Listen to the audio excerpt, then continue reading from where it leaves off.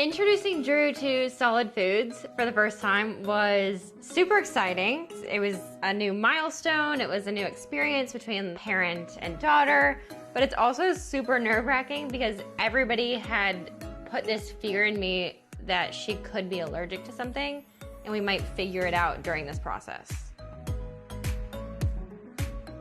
We used to give guidelines to parents about food allergies and how to expose their children very specifically. Milk at 1 year, peanuts at 2 years, fish at 3 years. We're not really sure where these guidelines came from because they really are not based on studies. I think it was just very anecdotal information that kind of got spread around.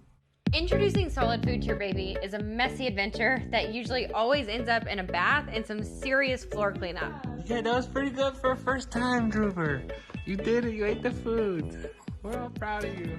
Our immune system, during an allergic response, senses that allergen, takes a sample of it, and brings it into the body to create a memory of what that allergen is for the next time it sees it. Until the next time it sees it, it's kind of creating this immune response that's on the ready in case that should ever encounter it again. When it does get encountered again, the body responds very quickly by releasing mast cells into the area where the allergen was exposed. These mast cells actually induce an allergic response, which includes chemicals like histamine and tryptase. Those chemicals induce local inflammation, swelling, redness, and a lot of the characteristic allergy responses that you would think of. And the crazy thing is, it's the way your baby is exposed to something like a peanut for the first time that may determine if they become allergic to it. So they have found that in cases of children who have developed peanut allergy later in life, many of them were actually exposed to peanut and peanut oils early on in life through their skin. And that may actually have contributed to why they actually developed peanut allergy later on, because their first exposure was an inappropriate exposure, and therefore their next exposure became the one that they reacted to. You may be wondering how a peanut gets into your baby's skin. Basically, when your baby eats peanut butter, their body goes, right, that's a food, great. But if peanut particles enter their body through the skin, their immune system sees that as a foreign invader. It will now always attack, even if next time the peanut gets into their body the right way.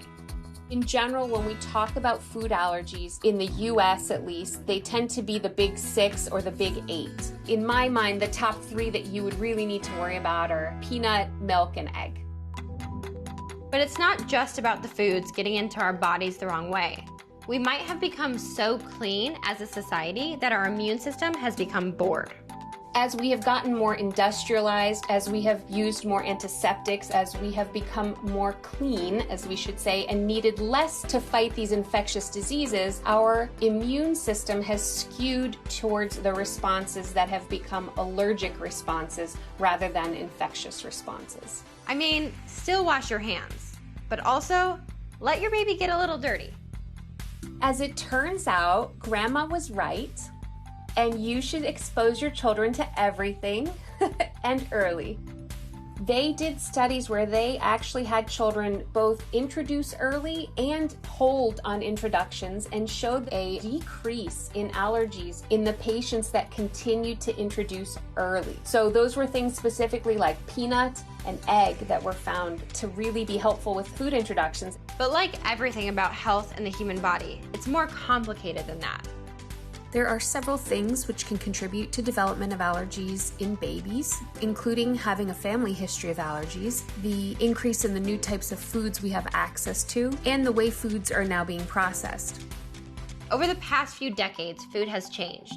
The way we give birth has changed. The way we medicate has changed.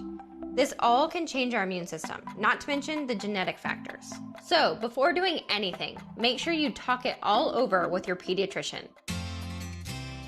4 to 6 months is kind of this ideal window for starting solid foods in babies where they are most receptive to many different foods. And it might be kind of this golden time of food introductions where a lot of what you can give them at that time will allow for them to develop tolerance.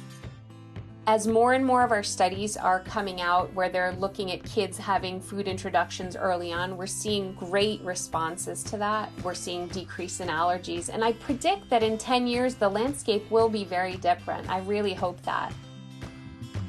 Thank you so much for watching Seek Your Baby. Let us know if there's a topic you want us to cover down in the comments, and we'll see you next time.